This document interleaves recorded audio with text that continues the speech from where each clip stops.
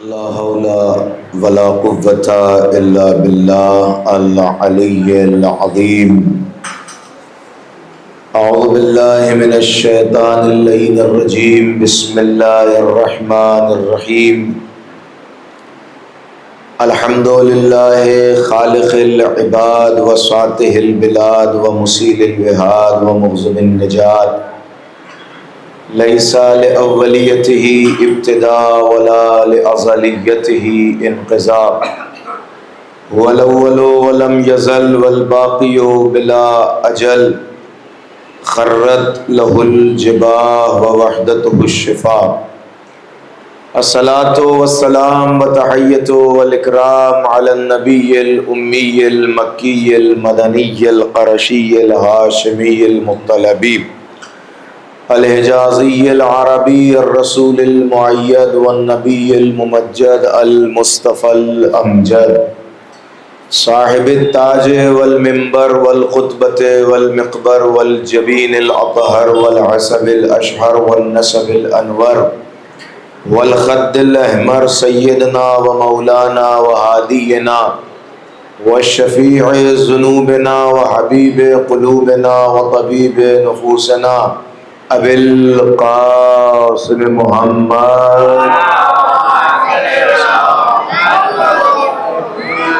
وآلہ الطیبین الطاہرین المعصومین المظلومین المنتجبین المنتخبین ولعنۃ الدائمۃ الباقیۃ علی اعدائہم وقتلتہم وغاصب حقوقہم ومنکر فضائلہم ومصائبہم وشجاعتہم وطہارتہم وسخاوتہم وولایتہم ومنکر عطشہم اجمعین من حین الی یوم الدین.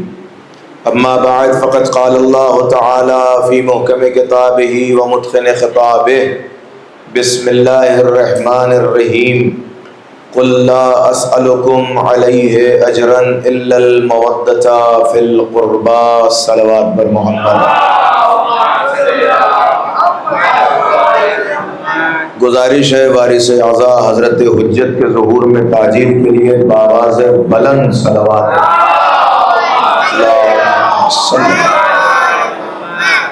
الحمدللہ عشرہ مجالس اپنے چوتھے مرحلے میں داخل ہو رہا ہے. اجر رسالت اور عزاداری ہمارا عنوان گفتگو ہے، اور اس عنوان کے تحت ہم آپ کی خدمت عالیہ میں مسلسل یہ عرض کرنے کی کوشش کر رہے ہیں کہ ہم قرآن مجید کی اس آیت کو اگر غور سے سمجھیں اور اس میں فکر کریں تو سمجھ میں آتا ہے کہ اللہ کے رسول نے اپنی تمام تر محنتوں کے اجر میں ہم سے اہل بیت کی محبت کو طلب کیا ہے. ظاہر ہے کہ اجر مالک سے لیا جاتا ہے. توجہ کیجیے گا، اجر ہمیشہ مالک سے لیا جاتا ہے، اجرت مالک سے لی جاتی ہے. اگر آپ نے اپنے گھر میں کسی کو کام کرنے کے لیے رکھا ہے تو وہ پڑوسی سے اجرت نہیں مانگے گا، وہ آپ سے اپنی اجرت مانگے گا. بھائی اللہ کو جو رسول بنا کے بھیجا ہے، اللہ نے جو نبی کو رسول بنا کے بھیجا ہے وہ اللہ نے بنا کے بھیجا ہے، تو ظاہر ہے کہ رسول کی رسالت کی اجرت بھی اللہ ہی دے گا، اور اللہ ہی کو اجرت دینا بھی چاہیے، اس لیے کہ مالک تو اللہ ہی ہے. لیکن اللہ کے رسول نے ہم سے اجرت کا تقاضا کیا ہے، ہم سے اجرت مانگی ہے. کیوں ہم سے اجرت کیوں مانگی؟ جب آپ اللہ کی طرف سے معین ہوئے ہیں تو ہم سے اجرت کیوں مانگی؟ ہم سے اجرت مانگنے کا مطلب یہ ہے کہ یہ اجرت جو ہے وہ ہمارے لیے ہی ہے، اس لیے کہ جو کچھ بھی اللہ کے رسول نے کیا وہ ہمارے لیے کیا. اور چونکہ ہم جیسے لوگ جو اس دور میں موجود تھے وہ رسول کے پاس درہم و دینار لے کے پہنچے، تو اللہ کے رسول نے کہا کہ تمہاری ذہنیت ابھی بھی بلند نہیں ہوئی، ابھی بھی تمہاری ذہنیت آگے نہیں بڑھی، تم ابھی بھی ہر چیز کو دولت میں کھیر رہے ہو، ابھی بھی ہر چیز کو دولت کی نگاہ سے دیکھ رہے ہو. حالانکہ ہم تو آئے اس لیے تھے کہ تمہارے درمیان سے فرق کو مٹا دیں اور بتا دیں کہ کائنات کی سب سے بڑی دولت کو ایمان کہا جاتا ہے، سب سے بڑی دولت کو اسلام کہا جاتا ہے، لیکن اتنی محنت کے باوجود تم درہم و دینار لے کے آئے ہو تو یاد رہے کہ میری رسالت کی اجرت درہم و دینار نہیں ہے۔ اور میں نے کل گفتگو یہاں پہ چھوڑی تھی کہ جناب یوسف کی تاریخ پہ اگر امت کی نظر ہوتی تو کبھی بھی یہ جسارت نہیں ہوتی کہ خدمت پیغمبر میں مال و زر لے کے پہنچ جاتے، اس لیے کہ جب یوسف کی بات آئی تو پورا مصر کا خزانہ ایک طرف تھا، لیکن یوسف کا پلڑا ٹس سے مس نہیں ہوا۔ کل میں نے یہاں تک عرض کیا تو پھر کیا ایسا ہوا کہ جس سے جناب یوسف کے وزن میں حرکت پیدا ہوئی اور جناب یوسف نے اپنے آپ کو مصر کے بازار میں فروخت کیا۔ اور کیجئے گا جب آپ تاریخ میں پڑھیں گے تو پتہ چلے گا کہ جناب یوسف کو لے کے لیے جب لوگ حیران ہو گئے، پریشان ہو گئے اور نہایت محنت اور کوشش کرنے کے باوجود بھی جناب یوسف کا وزن نہیں ہل رہا تھا تو جناب یوسف نے مسکرا کے کہا کہ کاغذ و قلم لے آؤ۔ انہوں نے جب جناب یوسف کو کاغذ و قلم دیا تو یوسف نبی نے، یوسف پیغمبر نے اس کاغذ پہ لکھا بسم اللہ الرحمن الرحیم، صرف بسم اللہ لکھا اور کہا اسے ترازو کے دوسرے پلڑے پر رکھ دیا جائے، اسے میزان کے دوسرے پلڑے پر رکھ دیا جائے۔ صرف آیت بسم اللہ کا اس دوسرے پلڑے پہ جانا تھا کہ بسم اللہ وزنی ہو گیا، یوسف کا پلڑا اوپر ہو گیا۔ اور جناب یوسف نے یہیں سے پیغام دیا کہ ہم نبی ہیں اور ہماری نبوتوں کو دنیا کے درہم و دینار سے نہیں تولا جا سکتا، بلکہ قرآن مجید کی ایک آیت نے یوسف کا وزن بتا دیا، یوسف کی نبوت کا وزن بتا دیا۔ آپ نے غور کیا بھئی بسم اللہ قرآن مجید کی ایک آیت ہی تو ہے۔ آپ کہیں گے نہیں مولانا آپ نے بسم اللہ کی حقیقت کو سمجھا نہیں ہے، اصل میں بسم اللہ صرف قرآن مجید کی آیت کا نام نہیں ہے، پھر بلکہ پورے خلاصہ قرآن کو بسم اللہ کہتے ہیں۔ پورا قرآن جہاں آ جائے اسے بسم اللہ کہتے ہیں۔ میں نے کہا کیا مطلب؟ کہنے لگے پڑھیے وہ روایت۔ اور پھر میں نے جب روایت میں دیکھا تو میں نے دیکھا کہ علی امیر المومنین کی بارگاہ میں عبداللہ ابن عباس تشریف لائے اور آ کے کہتے ہیں یا علی میں آج آپ سے قرآن کی تفسیر سیکھنا چاہتا ہوں، میں آج آپ سے قرآن پڑھنا چاہتا ہوں۔ شب کا سناٹا تھا، رات کی تاریکی تھی۔ علی نے عبداللہ ابن عباس کو اپنے پاس بیٹھا لیا اور اس کے بعد بسم اللہ الرحمن الرحیم کی تفسیر شروع کی، اس کو ایکسپلین کرنا شروع کیا۔ تاریخ کہتی ہے کہ عبداللہ ابن عباس بیٹھے رہے، علی بسم اللہ کو ایکسپلین کرتے رہے، پوری رات گزر گئی۔ اور کیجئے گا پوری رات گزر گئی، نماز شب کا آخری وقت آ گیا اور ابھی بسم اللہ کی تفسیر مکمل نہیں ہوئی، ابھی بسم اللہ کو علی نے کمپلیٹ ایکسپلین نہیں کیا تھا۔ جب عبداللہ ابن عباس نے وقت دیکھا تو پلٹ کے علی سے کہتے ہیں یا علی ابھی تو ہم آپ سے قرآن کی تفسیر سیکھنے آئے تھے، پوری رات گزر گئی ہے، ابھی تو بسم اللہ کی تفسیر حل نہیں ہوئی، ابھی تو بسم اللہ ایکسپلین نہیں ہوا، ابھی تو ایک آیت جو پہلی آیت ہے اس کو ہم قاعدے سے نہیں سمجھ پائے۔ تو علی نے بھی مسکراتے ہوئے کہا ابن عباس تم بیٹھے بھی تو علی کے پاس ہو، غور کیجئے گا ابن عباس تم بیٹھے بھی تو علی کے پاس ہو، اور جب علی بیان کرے تو پھر یہی ہوتا ہے۔ لیکن ہاں ابن عباس تم پریشان نہ ہو، میں تمہارے لیے ایک جملہ کہہ دیتا ہوں کہ جو کچھ بھی قرآن مجید میں موجود ہے، اب سنیے پیغمبر کی مولا کائنات کی روایت سنیے، کہتے ہیں جو کچھ بھی قرآن مجید میں موجود ہے وہ سب کا سب الحمدللہ رب العالمین میں موجود ہے، یعنی سورہ حمد میں موجود ہے، یعنی جو کچھ بھی علم قرآن میں ہے وہ سارا کا سارا سورہ حمد میں موجود ہے، اور جو کچھ بھی سورہ حمد میں ہے وہ بسم اللہ الرحمن الرحیم میں موجود ہے۔ آپ غور کر رہے ہیں نہیں کر رہے؟ اس کا مطلب یہ ہوا کہ خلاصۃ القرآن کو بسم اللہ کہتے ہیں، لیکن علی یہیں پہ رکے نہیں، ایک جملہ اور ارشاد فرمایا کہ جو کچھ قرآن میں ہے وہ سورہ حمد میں ہے، جو کچھ سورہ حمد میں ہے وہ بسم اللہ الرحمن الرحیم میں ہے، اور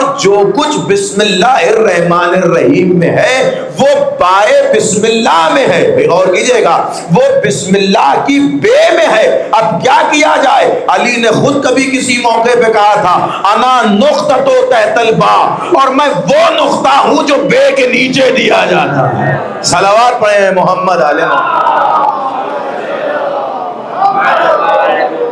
توجہ کیا آپ نے؟ یعنی گویا قرآن مجید کا سارا علم بسم اللہ الرحمن الرحیم ہے. جناب یوسف نے یوں ہی آیت بسم اللہ کو نہیں لکھا تھا بلکہ پورے قرآن میں اپنے وزن نبوت کو تول دیا تھا. یعنی بتایا کہ اگر کائنات میں کسی کو نبوت کی برابری کا حق ہے تو وہ قرآن مجید ہے.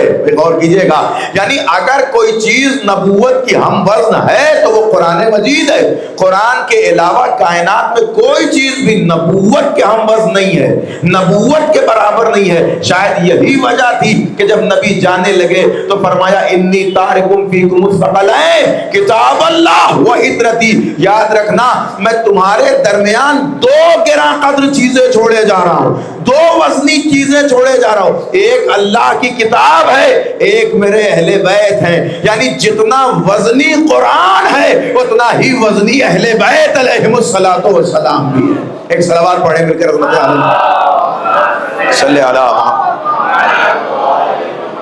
لہٰذا جناب یوسف نے بسم اللہ کی آیت لکھ کر وہاں پر رکھی اور وہ پڑھنا جناب یوسف کا ہلکا ہو گیا. لیکن آپ نے غور کیا مولا کی روایت سے کیا پتا چلا کہ بسم اللہ الرحمن الرحیم میں پورا کا پورا قرآن سمٹا ہوا ہے. پورا کا پورا قرآن سمٹا ہوا ہے. آپ کے مولانا کیسے سمٹا ہوا ہے؟ پورا قرآن تو وہ ہے کہ جس میں قیامت تک کا علم ہے. آپ غور کیجئے تو یہ قیامت تک کا علم اتنے چھوٹے سے بسم اللہ میں کیسے آ سکتا ہے؟ بھائی آج کے دور میں تو یہ اعتراض کرنا ہی ابس ہے.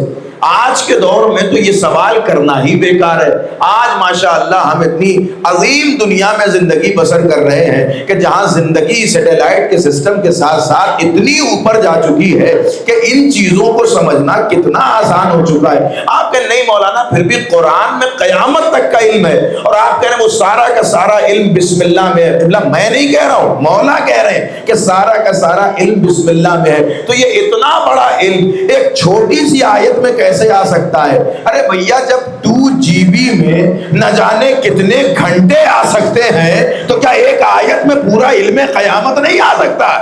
آپ اور کیجئے اس دور میں تو یہ چیزیں سمجھنا تو بہت ہی آسان ہے. جب ہماری بنائی ہوئی چیز میں غور کیجئے گا, جب ہم انسانوں کی بنائی ہوئی جی بی میں, ہم انسانوں کی بنائی ہوئی میموری میں نہ جانے کتنی چیزیں آ سکتی ہیں, کتنی چیزیں اس میں جگہ پا سکتی ہیں, تو وہ جو اللہ کا بنایا ہوا قرآن ہے. لیکن آپ غور کریں کیا میرے مولا نے جملہ لکھا, کہا کہ جو کچھ قرآن میں ہے وہ بسم اللہ میں ہے, جو کچھ بسم اللہ میں ہے وہ بائے بسم اللہ میں ہے. وہ انا نقطۃ تحت الباء, اور میں وہ نقطہ ہوں جو بے کے نیچے دیا جاتا ہے. ہم مومنین کو لے کے علی کی بارگاہ میں پہنچے, یا علی یہ کون سی بات ہوئی کہ آپ نے اپنے آپ کو بے کا نقطہ کہہ دیا؟ آپ کو کہنا چاہیے تھا کہ میں بے ہوں, آپ کو کہنا چاہیے تھا کہ میں الف ہوں. بھائی ہونا یہی چاہیے تھا کہ آپ اپنے آپ کو الف کہتے یا بے کہتے یا تے کہتے. نبی کے وسیع آواز دے گا نہیں, میں اپنے آپ کو بے نہیں کہوں گا, میں اپنے آپ کو الف نہیں کہوں گا. کیوں؟ کہ اس لیے کہ الف پہلا حرف ہے اور پہلا حرف اللہ کی طرف اشارہ کرتا ہے. اور کیجئے گا الف پہلا حرف ہے اور پہلا حرف اللہ کی طرف اشارہ کرتا ہے. تو کہا یا علی آپ اپنے آپ کو بے کہہ دیتے. کہا نہیں, بے بھی نہیں کہہ سکتا, اس لیے کہ بے ہے دوسرا حرف اور بے ہمیشہ الف کے بعد ہوتا ہے. یعنی بے کا مقام الف کے بعد ہے, تو اللہ کے بعد جس مقام کو دیکھا جائے وہ محمد کا مقام ہے.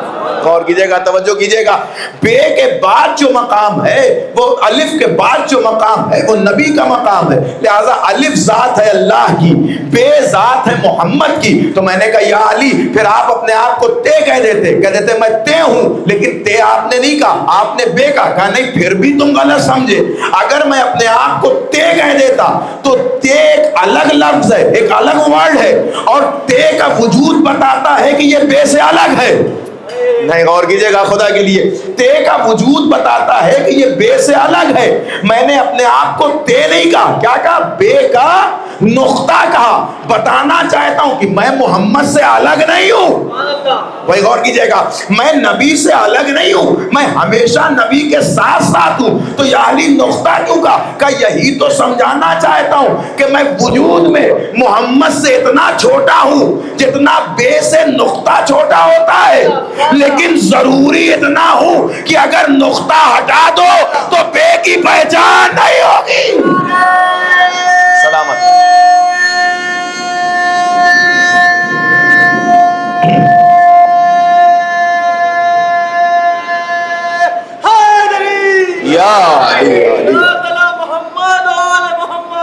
اللہ صلی علیہ۔ اس کا مطلب بسم اللہ میں کہیں نہ کہیں وزن علی ابن ابی طالب تھا، لہذا یوسف کو وزن میں تول دیا گیا اور یوسف نے بسم اللہ لکھ کے دیا۔ تو اس بسم اللہ، دیکھیں غور کیجئے گا، نارملی طور پر ہم نے ابھی بسم اللہ کی عظمت کو نہیں سمجھا، حالانکہ میرا ٹاپک بسم اللہ نہیں ہے، نہیں تو میں عرض کرتا کہ بسم اللہ کی اہمیت کیا، لیکن ایک روایت پڑھ دوں۔ میرے مولا نے فرمایا، پیغمبر نے بھی فرمایا کہ کائنات کا کوئی کام تب تک مکمل نہیں ہوگا جب تک وہ بسم اللہ سے نہ شروع کیا جائے۔ جو کام بھی بسم اللہ سے کے بغیر شروع کیا جائے گا، اگر وہ ادھورا رہ جائے تو اس پر تعجب نہ کرو، اس لیے کہ تم نے بسم اللہ نہیں کہا۔ اسی لیے ہم سے کہا گیا کہ ہر کام کو شروع کرنے سے پہلے ہمیں بسم اللہ کہنا چاہیے، اللہ کے نام سے شروع کرنا چاہیے، اور بسم اللہ کی حقیقت کچھ اور نہیں ہے۔ بسم اللہ میں علی ابن ابی طالب ہیں، بسم اللہ میں میرا مولا چھپا ہوا ہے، لہذا یوسف نے بسم اللہ لکھ کے بھیجا اور پیغمبر نے سمجھایا کہ دیکھو یہ یاد رکھنا کہ درہم و دینار نبوت کی قیمت نہیں ہوگی، رسالت کا اجر نہیں ہوگا، پھر کیا ہوگا کہ جیسے یوسف نے بسم اللہ کی صورت میں علی مانگا تھا، ویسے ہی ہم تم سے اقربا کی صورت میں اہل بیت طلب کر رہے ہیں۔ آپ غور کیجئے گا، ہم نے جو کہا قُلْ لَا أَسْأَلُكُمْ عَلَيْهِ أَجْرًا إِلَّا الْمَوَدَّةَ فِي الْقُرْبَى، اس کا مطلب یہ ہے کہ ہم تم سے اہل بیت کی محبت طلب کر رہے ہیں، اہل بیت کی مودت طلب کر رہے ہیں۔ اچھا آپ یہاں ذرا غور کریں، میرے پیغمبر نے کیا کہا؟ قُلْ لَا أَسْأَلُكُمْ عَلَيْهِ أَجْرًا إِلَّا الْمَوَدَّةَ فِي الْقُرْبَى، یہ نہیں کہا محبتہ فی القربہ، غور کیجئے گا، محبتہ فی القربہ نہیں کہا، مودتہ فی القربہ کا، حالانکہ دونوں عربی لفظ ہیں، دونوں عربی کا لفظ ہے، دونوں عربی کا ورڈ ہے، تو پھر محبت اور مودت میں فرق کیا کہ نہیں، ایک اہم فرق ہے، ایک بیان فرق ہے۔ کہ کیا فرق ہے؟ کہ محبت جب اپنے پائے کمال پہ پہنچے تو اسے مودت کہا جاتا ہے، محبت جب بہت عروج پہ پہنچ جائے تو اسے مودت کہا جاتا ہے۔ اس کا مطلب اہل بیت کے لیے صرف محبت کی ڈیمانڈ نہیں ہے کہ ہم کہتے ہیں صاحب ہم بھی مانتے ہیں، نہیں، صرف ماننا کافی نہیں ہے، بلکہ اس درجہ مانو کہ جو آخری درجے کا پائے کمال ہے۔ اس لیے کہ ہو سکتا ہے کوئی کہے کہ صاحب اہل بیت سے محبت تو ہم بھی کرتے ہیں، رسول نے اسی لیے لفظ محبت نہیں رکھا بلکہ لفظ مودت رکھا، تاکہ ہر آنے والا یہ نہ کہہ سکے کہ ہم بھی اہل بیت کو مانتے ہیں، ہم بھی اہل بیت کو مانتے ہیں، ہم بھی اہل بیت سے محبت کرتے ہیں۔ اہل بیت کا معاملہ بھی والا نہیں ہے کہ اہل بیت سے بھی محبت کرتے ہیں، اصل میں مودت بھی کو نہیں کہتے، محبت ہی کو کہتے ہیں۔ غور کیجئے گا، یعنی اہل بیت کا معاملہ یہ ہے کہ وہاں پہ یہ کہنا ہے کہ ہم صرف اہل بیت ہی سے محبت کرتے ہیں، اہل بیت کے علاوہ کسی سے محبت نہیں کرتے، اسی لیے پیغمبر نے لفظ مودت رکھا۔ لیکن اے میرے نبی، ابھی بھی مجمع کو سمجھ میں نہیں آیا کہ مودت کسے کہتے ہیں، تو کہا کیسے سمجھے گا یہ مجمع؟ کہ ویسے ہی سمجھے گا جیسے نماز کو سمجھا، ویسے ہی سمجھے گا جیسے روزے کو سمجھا، ویسے ہی سمجھے گا جیسے حج کو سمجھا، ویسے ہی سمجھے گا جیسے زکات کو سمجھا۔ آپ نے نماز پڑھنے کو کہا، پھر پڑھ کے دکھایا کہ ایسے پڑھو، آپ نے روزہ رکھنے کو کہا، پھر رکھ کے دکھایا کہ ایسے رکھو، آپ نے حج کرنے کو کہا، پھر کر کے دکھایا کہ ایسے کرو، آپ نے زکات دینے کو کہا، پھر زکات دے کے دکھایا کہ ایسے دو، آپ نے بڑوں کا احترام کرنے کو کہا، پھر کر کے دکھایا کہ ایسے کرو، آپ نے بزرگوں کی تعظیم کرنے کو کہا، پھر کر کے دکھایا کہ ایسے کرو، آپ نے والدین کا احترام کرنے کو کہا، پھر کر کے دکھایا کہ ایسے احترام کرو۔ تو یا رسول اللہ، یہ مجمع آپ کو دیکھنے کا عادی ہو گیا ہے، یہ تبھی سمجھتا ہے کہ جب آپ کر کے دکھائیں، جب آپ کر کے دکھائیں۔ آپ کو نماز پڑھتے دیکھے گا تو مجمع نماز پڑھے گا، آپ کو روزہ رکھتے دیکھے گا تو مجمع روزہ رکھے گا، آپ کو حج کرتے دیکھے گا تو مجمع حج کرے گا۔ اب آپ جو اقربا سے مودت کی بات کر رہے ہیں، تو کیا آپ نے مودت کر کے دکھائی؟ غور کیجئے گا، کیا آپ نے کوئی ایسا ایگزامپل دیا، کوئی ایسا ڈیمو دیا کہ جہاں سمجھ میں آ جائے کہ مودت کیسے کی جاتی ہے؟ نبی کے ایک مرتبہ چہرے پہ آثار غضب نمودار ہوئے، کہا رہے میں نے تمہیں کہاں کہاں مودت کر کے نہیں دکھائی، آؤ مسجد میں آؤ، پشت پہ بیٹھا کے دکھاؤں گا، مودت اسے کہتے ہیں۔ آؤ غدیر میں آؤ، ہاتھوں پہ اٹھا کے دکھاؤں گا، مودت اسے کہتے ہیں۔ آؤ مسجد میں آؤ، فاطمہ آئیں گی، احترام میں کھڑے ہو کے دکھاؤں گا، مودت اسے کہتے ہیں۔ صلوات پڑھیں محمد آل محمد۔ اللہ اکبر، یا علی یا علی،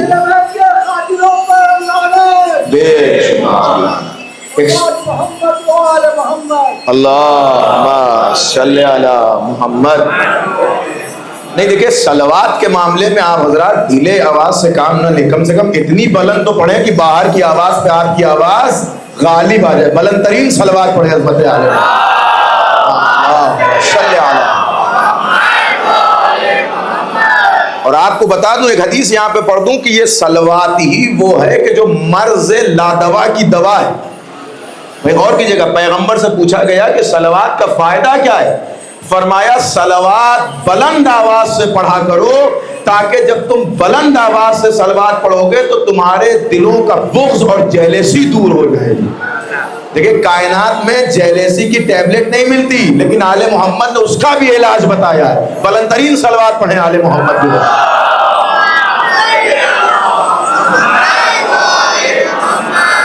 تو یا رسول اللہ اقربا سے مودت کر کے تو دکھائیے تاکہ اس مجمع کو سمجھ میں آ جائے کہ مودت کسے کہتے ہیں. کہا دیکھو ہم مودت کر رہے ہیں لیکن سمجھنے کے لیے تمہیں سمجھنا تو پڑے گا نا کہ اسی کو مودت کہتے ہیں. پھر ہم نے سوچا کہ مودت کسے کہتے ہیں. کہا آؤ ہم دکھاتے ہیں. امام حسین کو دکھا رہے ہیں کہ دیکھو یہ مودت ہے. مولا حسن کو سینے سے لگا کے دکھا رہے ہیں کہ دیکھو یہ مودت ہے. پھر ہم نے ایک دن دیکھا کہ نبی نے کہا آؤ ہم تمہیں آج دکھاتے ہیں کہ مودت کسے کہا جاتا ہے. ہم نبی کے پیچھے پیچھے ہو لیے اور نبی ایک مرتبہ مسجد سے نکلے، اپنے گھر سے نکلے، زوجہ کے گھر سے نکلے اور ایک دروازے پہ آئے اور آنے کے بعد دق الباب کیا. اور دق الباب کرنے کے بعد جب دروازہ کھلا تو پہلے اپنی بیٹی پہ سلام کیا اور سلام کرنے کے بعد بیٹی سے کہا بیٹی کے سائے یمانی لے کر آؤ، چادر تطہیر لے کر آؤ. کیوں بابا خیریت تو ہے؟ بیٹا ہم اپنے بدن میں کچھ ذوف محسوس کر رہے ہیں. دیکھیں شب جمعہ ہے اور میں گفتگو کو اس منزل پہ لے آیا ہوں. آپ جو بھی عربی میں سن رہے تھے میں اسی کو آپ کو اردو میں سنا رہا ہوں. غور کیجئے گا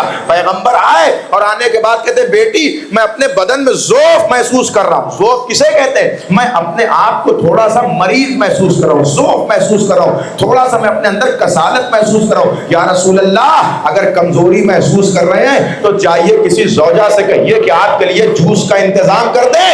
غور کیجئے گا. یا رسول اللہ اگر کچھ کمزوری محسوس ہو رہی ہے تو کسی طبیب کے پاس جائیے.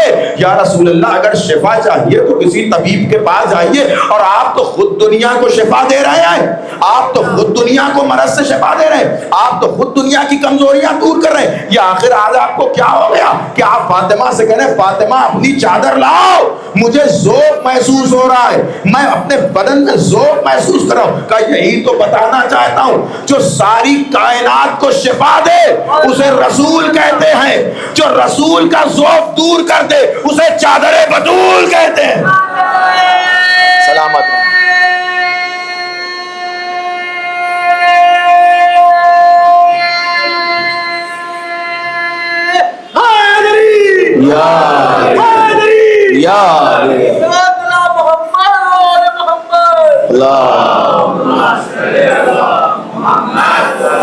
دیکھیں جب پیغمبر کا ذکر کیا جاتا ہے تو خوب نعت میں پڑھا جاتا ہے کملی والے رسول، چادر والے رسول، چادر اوڑھنے والے رسول اور کالی کملی والے رسول کہا جاتا ہے نا، پڑھا جاتا ہے. رسول اللہ کی کالی کملی کو یاد کیا جاتا ہے، کرنا بھی چاہیے اس لیے کہ قرآن نے نبی کا قصیدہ پڑھا ہے. کبھی مزمل کہا، کبھی مدثر کہا. اس کا مطلب کیا ہوتا ہے؟ اے چادر اوڑھنے والے رسول، یعنی میرا رسول وہ ہے کہ جس کے چادر اوڑھنے کا انداز اللہ کو اتنا پسند آیا کہ اللہ اس کا قصیدہ پڑھ رہا ہے یا ایھا المزمل یا ایھا المدثر، اے میرے چادر اوڑھنے والے رسول. بھائی آپ غور کر رہے ہیں اس کا مطلب اگر پیغمبر چادر اوڑھ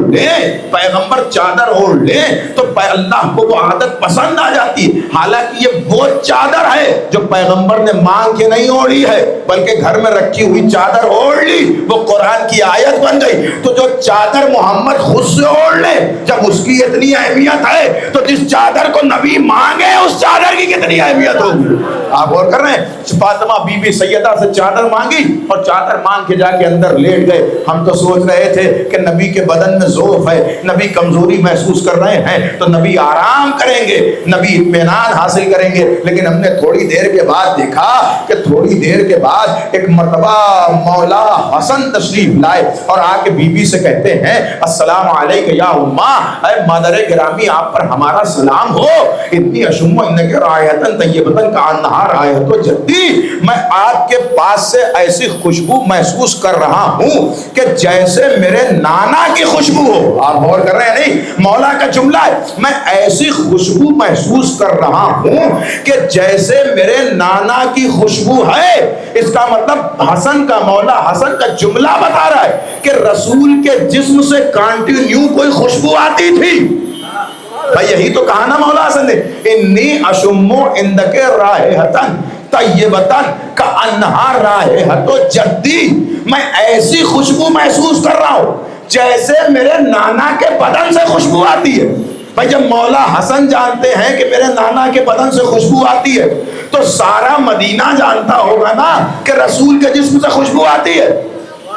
भाई ऐसा तो है नहीं कि रसूल के जिस्म की खुशबू मौला हसन को की मशाम तक पहुंचे और किसी की मशाम तक ना पहुंचे। भाई दो बातों में से एक बात मानो, या तो ये मानो कि रसूल की खुशबू को सिर्फ हसन महसूस कर रहे थे, सिर्फ अहले बैत महसूस करते थे, या तो फिर ये मानो कि सब महसूस करते थे। तो जब सब महसूस करते थे तो मक्का वाले भी महसूस करते होंगे। भाई है या नहीं, मक्का वाले भी महसूस करते होंगे। कहा हाँ बिल्कुल, इसलिए कि रसूल की बॉडी से जो खुशबू आ रही है, जो अतर की खुशबू आ रही है, वो सब महसूस करेंगे, मक्का वाले भी महसूस करेंगे। तो फिर मुझे कहने दीजिए कि आप शबे हिजरत नबी को अपने बिस्तर पे किसी को सुलाना है, नहीं मेरी बात पहुंच रही नहीं पहुंच रही आप तक। अब शबे हिजरत जब नबी किसी को अपने बिस्तर पे सुलाएंगे तो नबी को ये देख के सुलाना पड़ेगा कि कम से कम किसी ऐसे को सुलाए कि जिसके जिस्म से मोहम्मद जैसी खुशबू आ रही हो।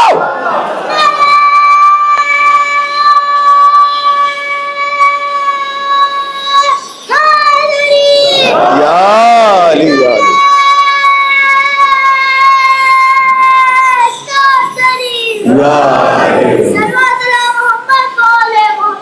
अल्लाहुम्मा सल्ली अला। गौर किया आपने? इसका मतलब चूंकि नबी का जो बॉडी का मामला है वो ये है कि खुशबू आ रही है और नबी शबे हिजरत जा रहे हैं, तो फिर किसी ऐसे को सुलाना है ना जो सोते में नबी लगे। सिर्फ नबी लगना कमाल नहीं है, लेकिन नबी की अपनी एक खुशबू है, तो कम से कम किसी ऐसे बदन, ऐसे जिस्म को तलाश करना है कि जिसके जिस्म से वैसे ही खुशबू आए जैसे नबी की बॉडी से खुशबू आती है। अच्छा, रात भर कुफ्फारे मक्का का बाहर खड़े रहना इस बात की दलील है कि उन्हें रात भर वैसी ही खुशबू आती रही जैसी नबी के जिस्म से खुशबू आती थी। तभी तो बेचारे रात भर कंफ्यूज रहे कि अली सो रहे हैं या नबी सो रहे हैं। अली सो रहे हैं, इसका मतलब जो कुछ नबी का अंदाज था वैसे ही मौला अली का अंदाज था।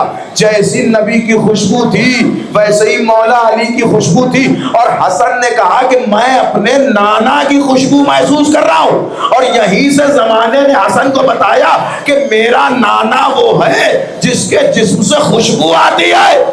ले आओ कायनात का कोई ऐसा नाना कि जिसके जिस्म से खुशबू आती हो। अमा अत्र लगा के खुशबूदार होना और है पैदाइशी खुशबूदार होना।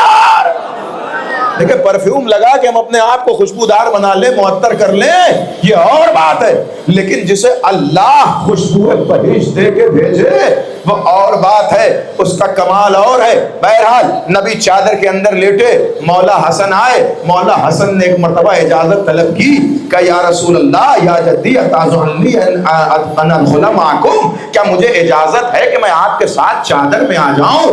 भाई रसूल को करना क्या चाहिए था? हसन, अभी तो मैं आराम करने के लिए आया हूं, मेरे बदन में ज़ौक़ महसूस हो रहा है, कहाँ चले आ रहे हैं आप? लेकिन नहीं, जैसे ही कहा कि इजाजत है कि मैं अंदर आऊं, रसूल ने फरमाया आ जाओ मेरे लाल, चादर के अंदर आ जाओ। मौला हसन चादर के अंदर आ गए। अभी थोड़ी देर गुजरी थी कि फिर मौला हुसैन तशरीफ लाए, अम्मा को सलाम किया, फिर वही जुमला कहा, इन्नी अशुम्मु इंदके रायहतन तय्यबतन कअन्नहा रायहतु जद्दी। ऐ अम्मा, मुझे ऐसी खुशबू आ रही है कि जैसे नाना की खुशबू आया करती है। फौरन फातिमा ने आवाज दी कि मेरे लाल, सिर्फ रसूल नहीं आए बल्कि तुम्हारे भाई हसन भी हैं, जाओ اندر چلے جاؤ. اب حسین پہنچے اور حسین پہنچ کے کہتے ہیں یا جدہ اتعذن لی ان اکون معکم, کیا مجھے اجازت ہے کہ میں آپ کے ساتھ چادر میں آ جاؤں؟ رسول نے فرمایا قد اذنت لک یا شافع امتی, اے میری امت کے شفاعت کرنے والے میری چادر میں آ جاؤ. نہیں غور کیا آپ نے کیا جملہ رکھا مولا حسین کے لیے؟ لیکن مجھے پتا ہے کہ آج تھوڑا تھوڑا ڈسٹربنس ہو رہا ہے, لیکن آپ کی توجہات اگر میری طرف مبذول نہیں تو انشاءاللہ یہ مشکلات کچھ نہیں ہے. اور یاد رکھیں یہ ہلکے پھلکے شور علی کی فضیلت کو کیا دبائیں گے؟ یہ ہلکے پھلکے شور سے مولا کی مدحت پہ کیا اثر پڑے گا؟ اگر آپ کی سماعت ملحوظ نظر رہی تو انشاءاللہ آج کا یہ جملہ غدیر خون کی وادیوں سے ہوتے ہوئے نجف کی سرزمین تک پہنچے گا. آپ غور کیجئے گا پیغمبر نے کیا کہا, یا شافع امتی, اے میری امت کے شفاعت کرنے والے. بھائی مولا حسن کے لیے جملہ نہیں کہا, کس کے لیے کہا؟ مولا حسین کے لیے جملہ کہا, یا شافع امتی, اے میری امت کے شفاعت کرنے والے. یہ تو عجیب معاملہ ہو گیا, ساری کی ساری امت توجہ کیے ہے نبی کی طرف کہ یا نبی اللہ ہم آپ سے شفاعت چاہیں گے. شاید روز محشر یہی عالم ہوگا کہ جب رسول اللہ کھڑے ہوں گے اور کھڑے ہونے کے بعد روز محشر بڑے بڑے صحابہ پہنچیں گے, یا رسول اللہ شفاعت کر دیجئے. تابعین پہنچیں گے, یا رسول اللہ شفاعت کر دیجئے. امتی پہنچیں گے, یا رسول اللہ شفاعت کر دیجئے. رسول کہیں گے میں شفاعت کیوں کروں, میں نے تو کسی اور کو شفاعت کا مالک بنا دیا ہے. آپ غور کیجئے گا, میں نے تو کسی اور کو شفاعت کا مالک بنا دیا ہے. وہ پلٹ کے پوچھیں گے یا رسول اللہ کسے بنایا, کب بنایا؟ کہے گا یاد نہیں حدیث کیسا, میں نے حسین کو کہا تھا یا شافع امتی, اے میری امت کے شفاعت کرنے والے.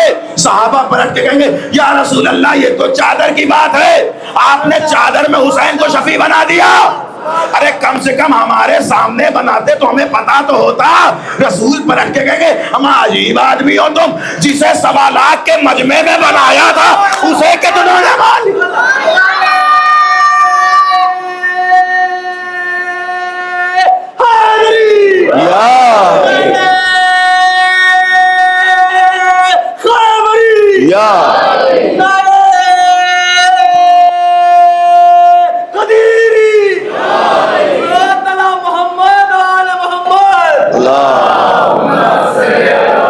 کیا آپ نے.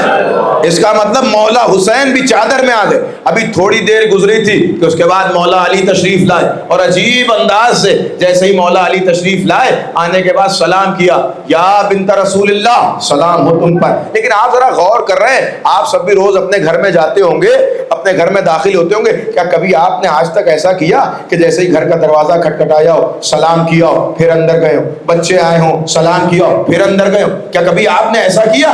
کہ نہیں کیا. کیوں کریں بھئی, ہمارا گھر ہے, روز کی ملاقات ہے. لیکن نہیں, کلچر اہل بیت دیں گے. آپ غور کیجئے گا, اہل بیت صرف اپنی مرضی سے لینے کے نام نہیں ہے کہ ہمیں جتنی مرضی ہو ہم اتنا اہل بیت کو لے لیں. نہیں, ہر چیز اہل بیت سے سیکھنا ہے. یہ اہل بیت کا کلچر ہے کہ جب بھی گھر میں داخل ہو تو جو گھر میں موجود ہے اسے سلام کرو. غور کیجئے گا, یہ اہل بیت کا کلچر ہے. یہ ہمارے گھر کا بھی کلچر ہونا چاہیے. یہ جو سکھایا جا رہا ہے, یہ مولا حسن آ کے سلام کر رہے ہیں, مولا حسین آ کے سلام کر رہے ہیں, مولا علی آ کے سلام کر رہے ہیں. اور مولا علی کا تو اپنا گھر ہے, مولا علی کا تو اپنا گھر ہے. اجازت کس سے مانگ رہے ہیں؟ جناب سیدہ سے. یا علی گھر آپ کا ہے, اجازت سیدہ سے کیوں مانگ رہے ہیں؟ کہ یہی تو بتانا چاہتے ہیں کہ سیدہ میری شریک حیات ہیں, تاکہ جب تم اپنے گھر میں اپنی زوجہ لاؤ تو اسے کنیز سمجھ کے نہ لاؤ, برابر کا حصے دار سمجھ کے لاؤ. بھائی دیکھیے گا, یہ ذرا اس ترتیب پر بھی غور کیجئے گا کہ اہل بیت نے کیا تربیت فرمائی ہے. اب مولا علی آئے, اور آنے کے بعد ایک مرتبہ مولا علی پیغمبر کی خدمت میں پہنچے اور وہی سوال کرتے ہوئے کہ ہم اپنی خوشبو محسوس کر رہے ہیں رسول کی. اور جناب سیدہ نے کہا کہ ہاں علی, آپ کے بچے بھی نانا کے ساتھ موجود ہیں. علی پہنچے, اب چادر کے باہر سے کہہ رہے ہیں یا رسول اللہ کیا مجھے اجازت ہے کہ میں چادر میں داخل ہو جاؤں؟ فرمایا یا صاحب اللوائی, اے میرے علم کو اٹھانے والے. آپ غور کیجئے ذرا حدیث کے ساتھ جملوں پہ کبھی اس طرح بھی توجہ کیا کیجئے. ہر ایک کے جواب میں رسول نے الگ الگ کہا. مولا حسن حسین کو کیا کہا؟ یا شافع امتی, اے میری امت کی شفاعت کرنے والے چادر میں آ جاؤ. لیکن جب مولا علی کی بات آئی تو کیا کہا؟ یا صاحب اللواء قد اذنت لک, اے میرے علم کو اٹھانے والے، تمہیں اجازت ہے کہ میری چادر میں آ جاؤ۔ اب اس بات پہ بحث ہی نہ کرو کہ خیبر میں کس نے کتنا علم اٹھایا، مجھے یہ نہ بتاؤ کہ 39 دن تک علم کس کے ہاتھ میں تھا۔ ہم تو اتنا جانتے کہ رسول کہہ رہے ہیں اے میرے علم کو اٹھانے والے، یعنی نبی کا علم اٹھانے والا صرف علی ہے، اور اگر کوئی اور ہوتا تو نبی یہ جملہ نہ کہتے، لیکن نبی کا جملہ بتا رہا ہے کہ میرا علم صرف علی اٹھاتے ہیں۔ تو 39 دن تک جس نے بھی علم اٹھایا وہ علم نبی کا نہیں تھا۔ سلامت رہیں۔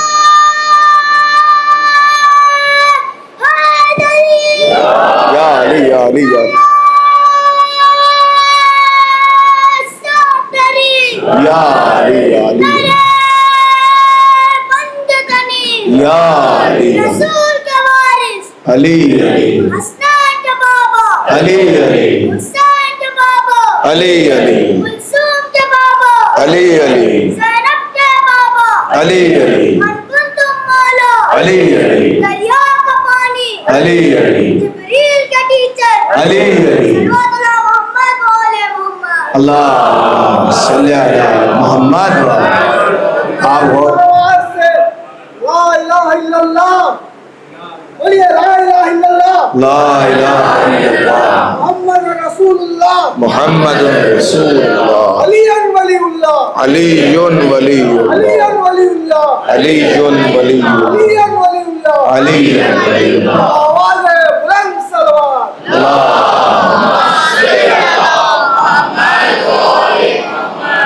سبحان اللہ۔ دیکھیں یہ ہماری مجلسوں کی شان ہے کہ یہاں نعرے بھی کلموں میں پڑھے جاتے ہیں۔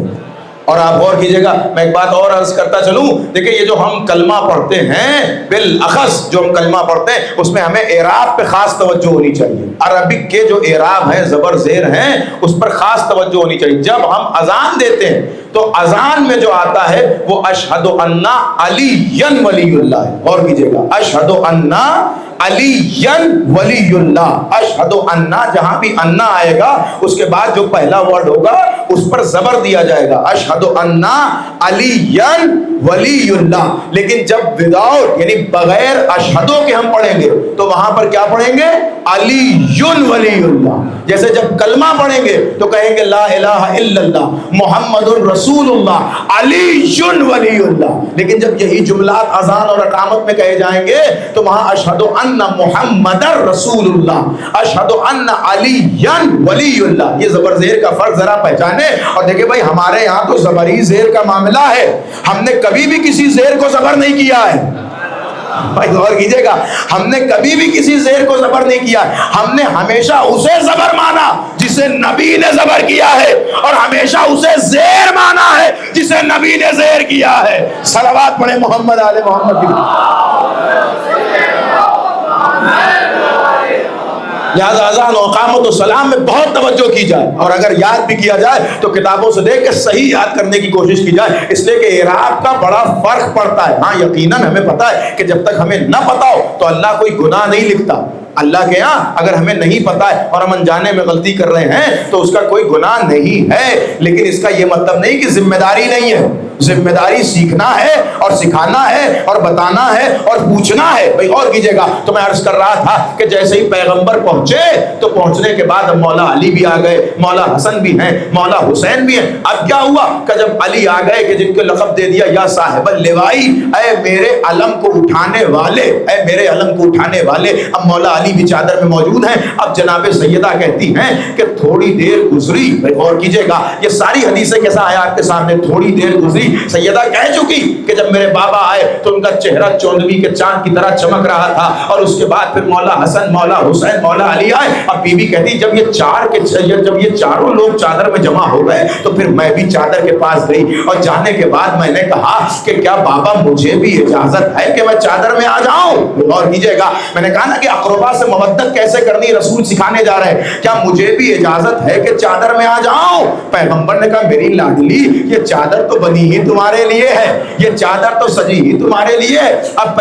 فرماتی کہ جیسے ہی میں چادر کے اندر داخل ہوئی, فَلَمَّا اكْتَمَلْنَا جَمِيعًا, ہم پانچوں کے پانچوں جب کامل ہو گئے, غور کیجئے گا, لفظ توجہ کیجئے گا, فَلَمَّا اكْتَمَلْنَا جَمِيعًا, جب ہم پانچوں کے پانچوں کامل ہو گئے, رسول نے چادر کے کونے کو پکڑا, وَأَوْمَحَا بِيَدِهِ الْيُمْنَىٰ, اور اپنے دائیں ہاتھ سے اشارہ کر کے فرماتے ہیں ہؤلاء خاصتی وحامتی ولحمہم لحمی واہل بیتی, اے میرے اللہ گواہ رہنا یہ میرے اہل بیت ہیں, اے میرے اللہ یہ میرے اہل بیت ہیں, یہ میرے اہل بیت ہیں. اور رسول سکھا رہے ہیں کہ دیکھو جنہیں بتایا جا رہا ہے وہی اہل بیت ہیں.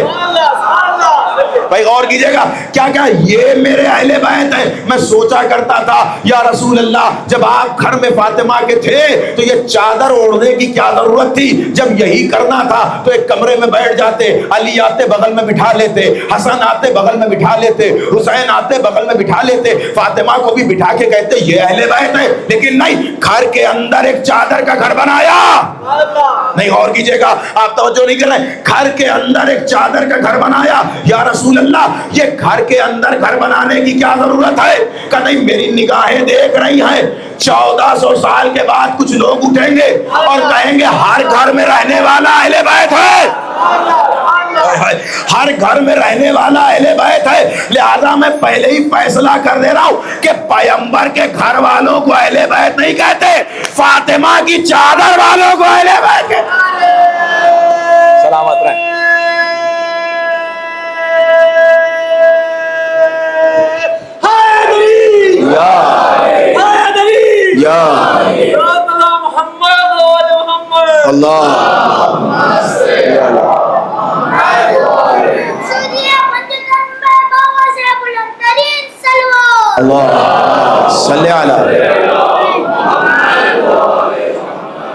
اب جیسے ہی پنجتن جمع ہو گئے اور رسول نے تعارف کروا دیا, باقاعدہ یہ جملہ کہا کہ یہ میرے اہل بیت ہیں, یا اللہ میں ان سے محبت کرتا ہوں. بھائی غور کیجئے گا, پیغمبر مودت کا طریقہ سکھا رہے ہیں اور معیار بتا رہے ہیں کس سے محبت کرنی ہے, کیسے محبت کرنی ہے, کس طریقے سے محبت کرنی ہے, کہ یہ میرے اہل بیت ہیں. اے پروردگار میں ان سے محبت کرتا ہوں, میں ان سے لگاؤ رکھتا ہوں, مجھے ان سے محبت ہے. اب اس کے بعد جیسے ہی پنجتن جمع ہوئے, اللہ نے بھی قصیدہ پڑھنا شروع کیا, اللہ نے بھی آسمان پہ پنجتن کا قصیدہ پڑھنا شروع کیا. ایک مرتبہ جبریل متوجہ ہوئے, یا اللہ اس مزاج میں تو کبھی تجھے نہیں دیکھا تھا, یہ آسمان پہ کیا ہو رہا ہے, آواز دی ذرا زمین پہ دیکھو, زمین کے اثرات ہی تو آسمان پہ مرتب ہو رہے ہیں. جبریل نے پوچھا کیا ہوا, کہ دیکھتے نہیں ہو پنجتن چادر کے نیچے جمع ہے, 5 افراد چادر کے نیچے جمع ہے. بھائی دیکھیں غور کیجئے گا, یعنی رسول نے ایسا انتظام کیا کہ قربا یہاں بھی سمجھ میں آ جائیں, قربا وہاں بھی سمجھ میں آ جائیں.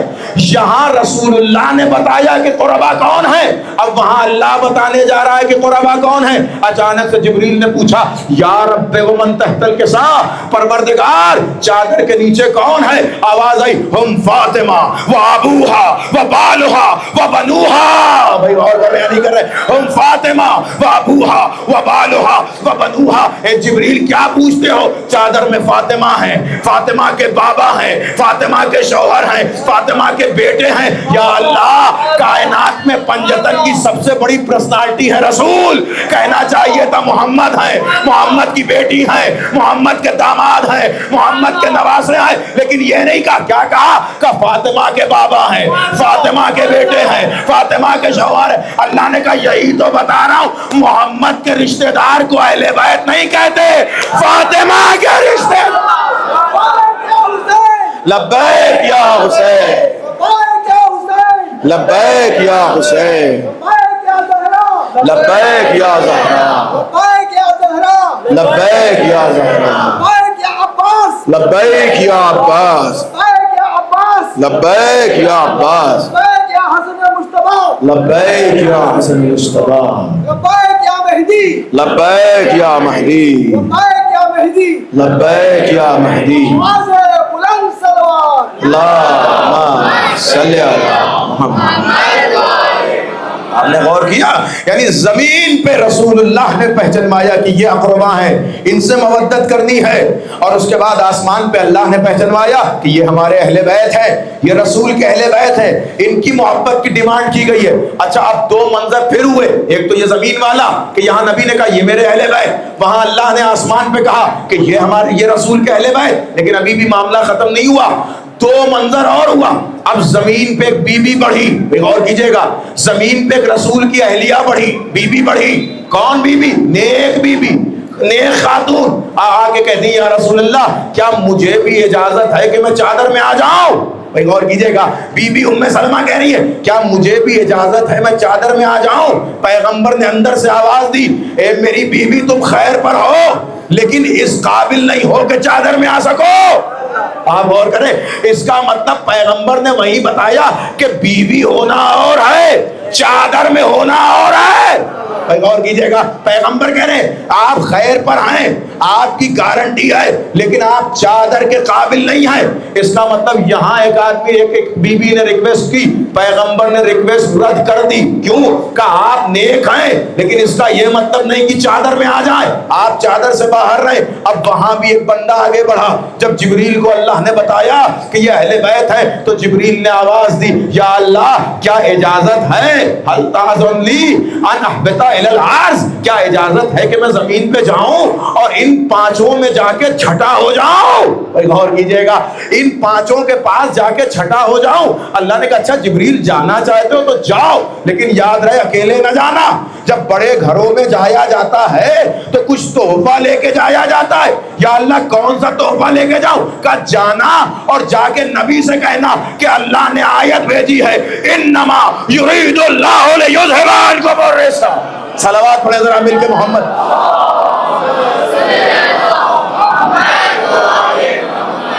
جبریل آیت لے کر جاؤ زمین پر۔ اب جبریل آیت لے کے نازل ہوئے، اللہ سے اجازت لے چکے ہیں، اللہ اجازت دے چکا ہے، لیکن اب روایت کہتی ہے، حدیث قصہ کہتی ہے کہ جبریل باہر کھڑے ہو کے کہہ رہے یا رسول اللہ کیا مجھے اجازت ہے کہ میں بھی آ جاؤں؟ بھائی غور کیجئے گا، کیا مجھے اجازت ہے کہ میں بھی آ جاؤں؟ رسول نے کہا اچھا کون؟ امین وحی۔ کہا ہاں ہاں رسول اللہ جبرائیل ہوں۔ کہا جبریل آؤ آؤ، اور کیا لے کر آئے ہو؟ کہا مجدہ لے کر آیا ہوں، آیت لے کر آیا ہوں، آپ کا قصیدہ لے کر آیا ہوں۔ غور کیجئے گا، آپ کا قصیدہ لے کر آیا ہوں۔ اب جیسے ہی جبریل چادر کے اندر داخل ہوئے، پیغمبر نے ایک مرتبہ وہ قصیدہ پڑھا۔ کون سا قصیدہ؟ وہی قرآن مجید کی آیت کہ جہاں اللہ اہل بیت کی طہارت کا اعلان کر رہا تھا، انما یرید اللہ لیذھب عنکم الرجس اہل البیت ویطہرکم تطہیرا۔ محمد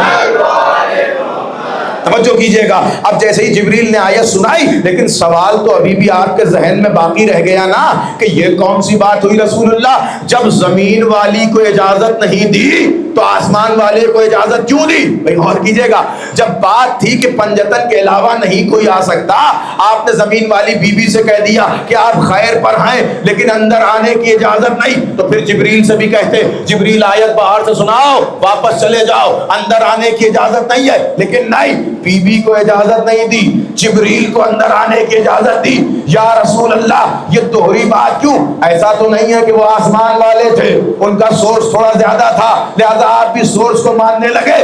نبی کی آواز ہے سنو، آسمان والوں کو وہ آسمان والے سمجھیں جن کا آسمان سے کوئی تعلق نہ ہو۔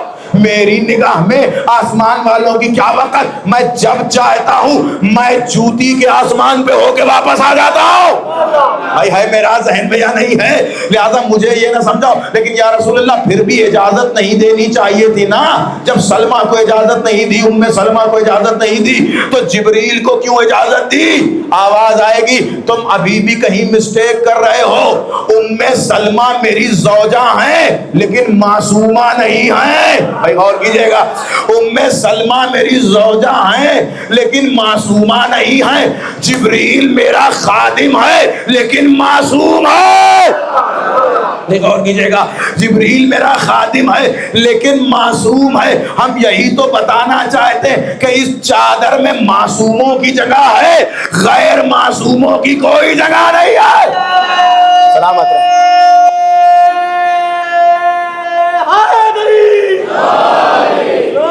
محمد اللہم صلی علی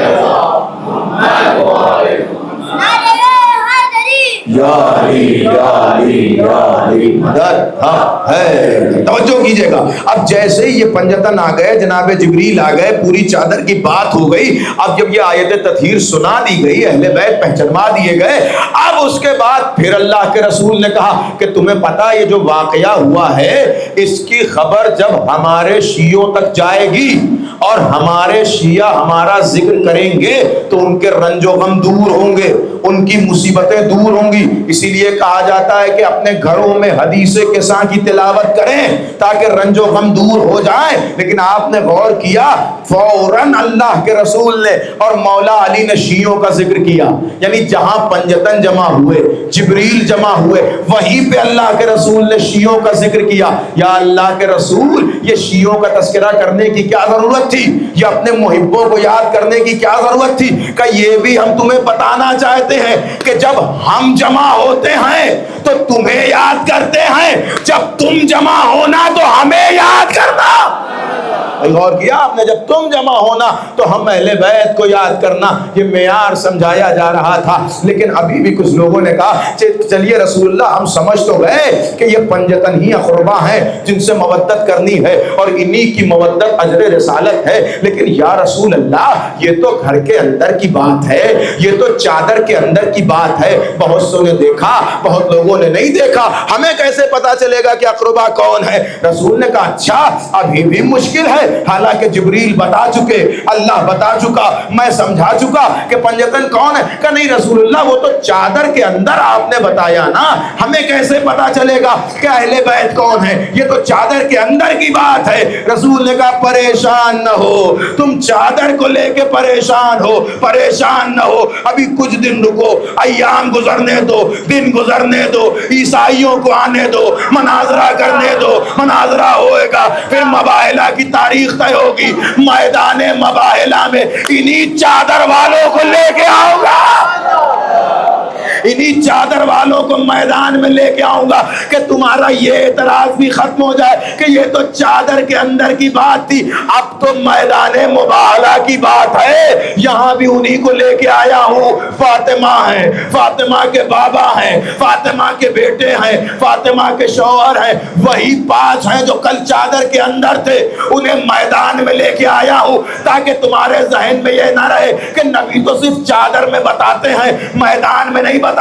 پھر نبی کہیں گے لیکن ہم خوب جانتے ہیں، ارے جب تم نے غدیر کے میدان کو بھلا دیا تو مباہلے کو کیا یاد رکھ؟ صلوات پڑھیں محمد آل محمد۔ یا علی یا علی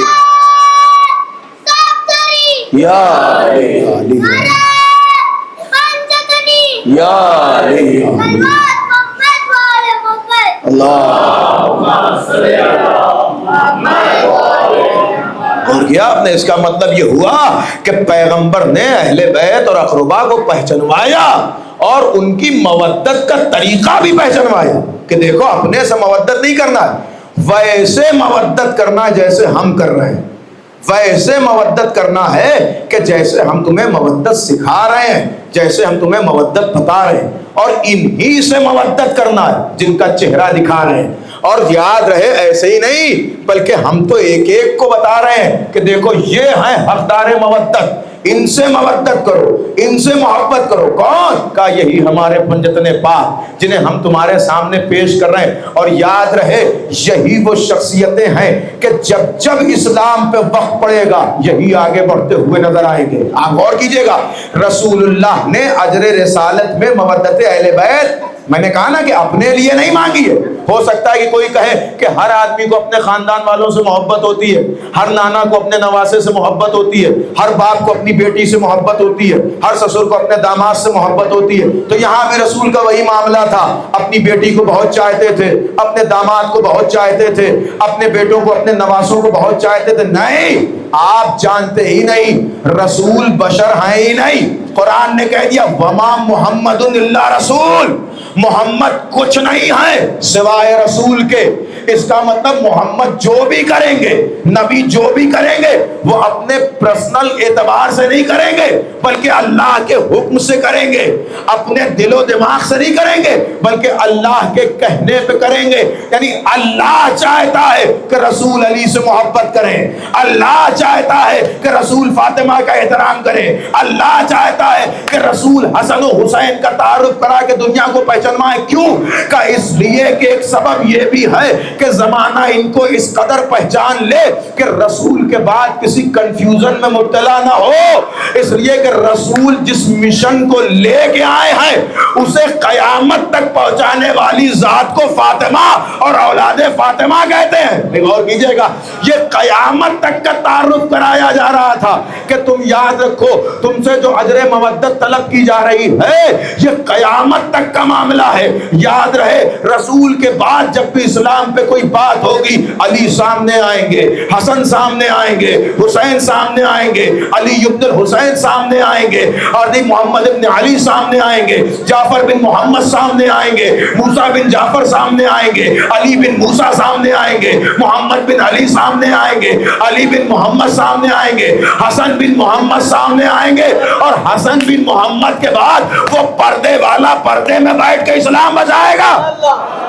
نہیں غور کیجئے گا، میں جملہ کہہ رہا ہوں، آج بھی جو پردے میں محافظ بیٹھا ہے وہ کسی اور کا نہیں، فاطمہ کا بیٹا بیٹھا ہوا۔ لبیک یا حسین، لبیک یا حسین، لبیک یا زہرا، لبیک یا زہرا،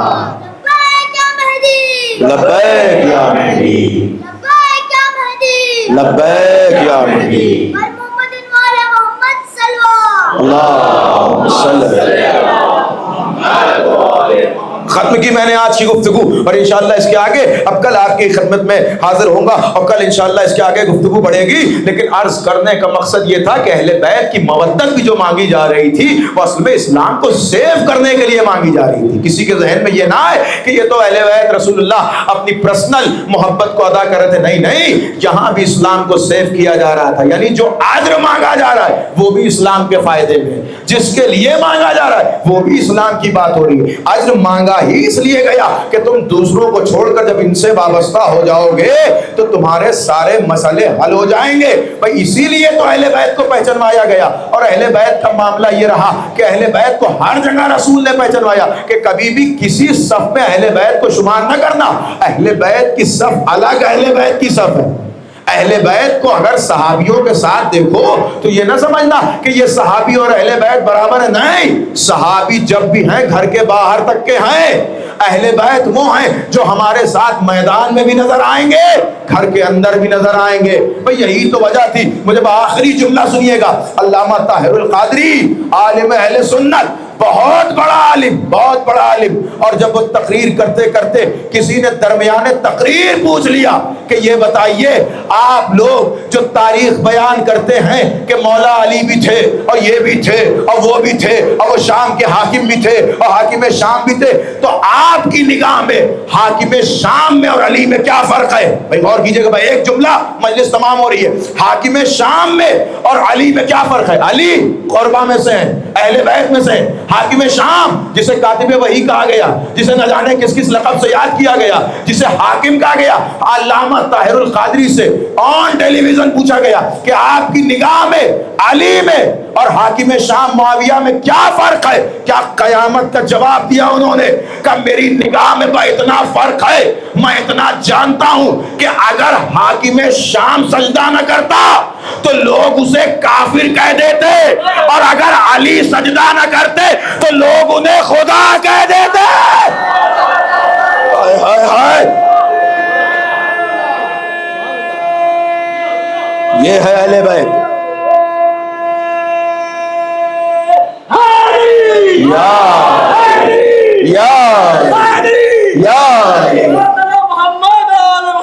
اللہ صلی اللہ علیہ وسلم، توجہ کیا؟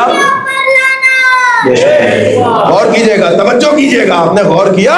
اس کا مطلب کیا ہے کہ اہل بیت علیہ الصلوۃ والسلام کا مرتبہ الگ ہے، اہل بیت کا مقام الگ ہے، اہل بیت کا رتبہ الگ ہے. یوں ہی نہیں مانگا گیا اہل بیت کی مودت کو، بلکہ اہل بیت اس لائق ہیں کہ ان سے مودت کی جائے، اہل بیت اس قابل ہیں کہ ان سے مودت کی جائے، ان سے محبت کی جائے، تاکہ دین کو محفوظ کیا جا سکے. ان کی محبت ہی دین کو محفوظ کرے گی. ہر آدمی کی محبت دین کو محفوظ نہیں کرے گی. اور حق بھی ہے کہ جو شروع سے آخر تک اسلام کا حامی رہا اس سے محبت کی جائے. اور یہ کمال صرف اہل بیت کے گھر میں نظر آئے گا کہ جہاں چھوٹے چھوٹے بچے بھی اسلام کے لیے حاضر نظر آ رہے ہیں. لے آؤ کوئی ایسا گھر کہ جہاں کا 8 اور 9 سال کے بچے بھی اسلام کے نام پہ شہادت دینے کے لیے ایسے بے چین ہوں. لیکن سوائے اہل بیت کے کوئی گھر نظر نہیں آتا کہ جہاں جب پوچھا جا رہا ہے کہ کون جا رہا ہے کربلا کے میدان میں، تو دکھائی دیا کہ چھوٹے چھوٹے بچے بھی اسلام کے نام پہ نکل آئے. آپ غور کر رہے ہیں؟ آج ان 2 شہزادوں کا ماتم کرنے کے لیے آپ بیٹھے ہیں جو اہل بیت کے گھر کی کڑی ہیں، اہل بیت کے گھر کی وہ شخصیتیں کہ جنہیں ہم ننھے شہزادوں کے نام سے یاد کرتے ہیں. کون؟ جناب اون اور جناب محمد، زینب کی نسل. اللہ اکبر. لیکن بچوں کا عالم کیا ہے کہ اسلام کے لیے اتنی محبت کہ زینب خیمے میں بیٹھا کے کہہ رہی میرے لال اون، میرے لال محمد، کل آقا پہ قربانی کا دن ہے. دیکھو یاد رہے، ایسا نہ ہو کہ اکبر شہید ہو جائے اور تم زندہ بچ جاؤ. لے آئے کوئی کربلا جیسی مائیں، لے آئے کوئی بچوں جیسا جذبہ. ارے بھائی پلٹ کے بچے کہتے نا ماں یہ آپ کیا بات کر رہی ہیں، ہم آپ کے بیٹے ہیں. لیکن تاریخ کہتی زینب کے بیٹے ہیں نا، خوب سمجھتے ہیں امام وقت کی عظمت کیا ہے. زینب کے بیٹے ہیں نا، خوب جانتے ہیں امام وقت کی اہمیت کیا ہے. پلٹ کے جملہ کا اماں انشاءاللہ کل آپ شکایت کا موقع نہیں پائیں گی. اور یہ کہہ کے زینب سمجھا رہی تھی، تاریخ کہتی سمجھاتی جا رہی تھی میرے لال دیکھو جنگ کرتے کرتے اگر پانی تک پہنچ بھی جانا نا تو فرات کی طرف رخ کر کے نہ دیکھنا. اللہ اکبر. فرات کی طرف رخ کر کے نہ دیکھنا. اماں نہیں دیکھیں گے. ہاں میرے لال اگر کبھی خیال آ بھی جائے کہ میں پیاسا ہوں تو یاد رکھنا خیمے میں اصغر پیاسا ہے. اللہ اکبر. اللہ یہ زینب سمجھا رہی ہے اپنے بچوں کو. یاد رکھنا خیمے میں اصغر پیاسا ہے، سکینہ پیاسی ہیں. میرے لال پانی کی طرف مڑ کے نہ دیکھنا.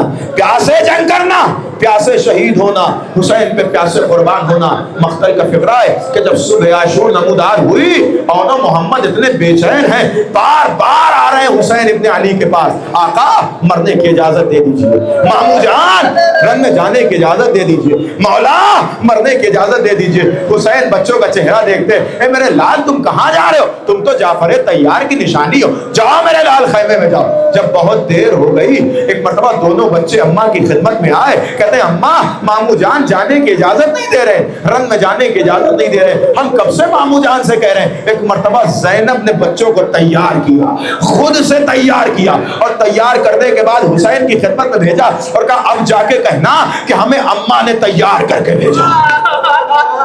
ارے جیسے ہی بچے تیار ہو کے حسین کی خدمت میں آئے، حسین کی آنکھوں سے آنسو جاری ہو گئے. ارے جاؤ، جب تمہیں میری بہن زینب نے بھیج دیا تو میں کیسے تمہیں روکوں.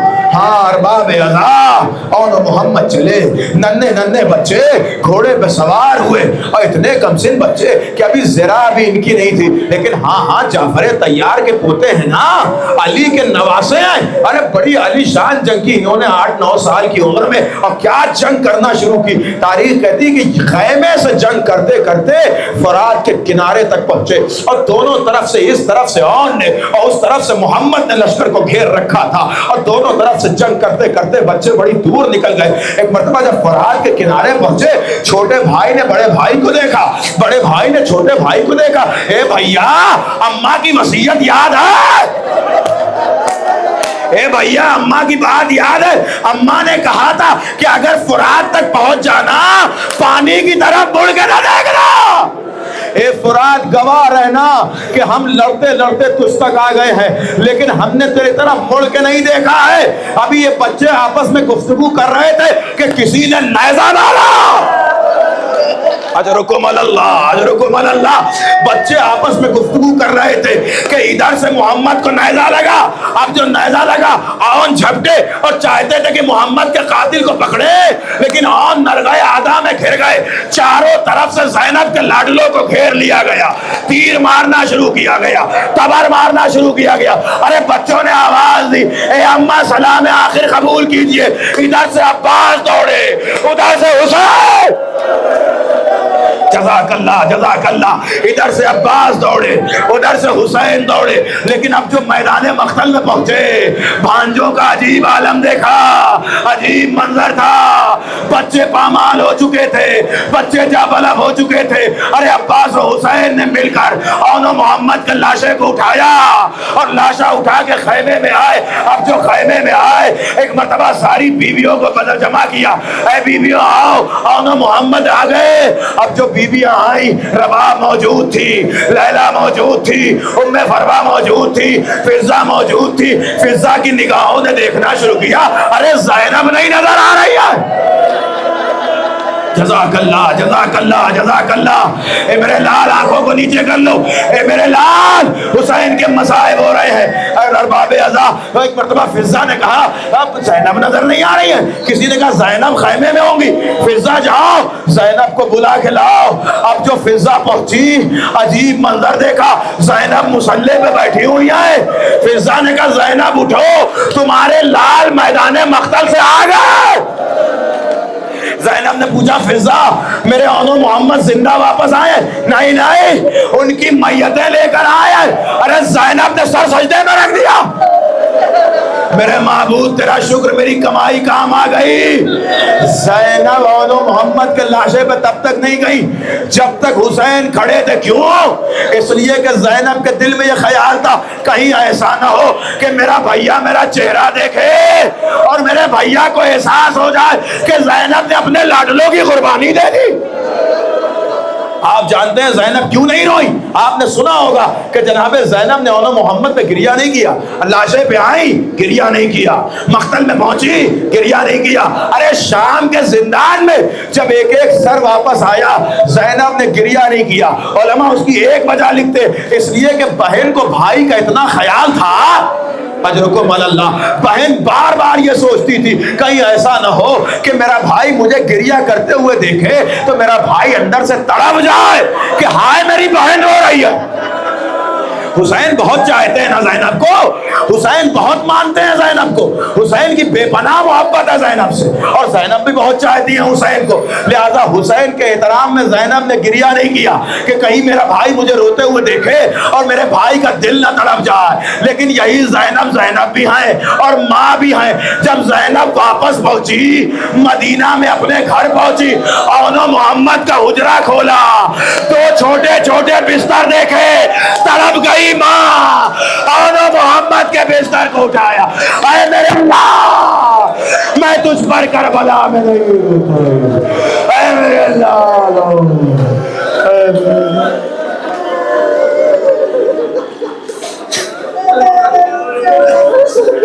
ماتم اون و محمد.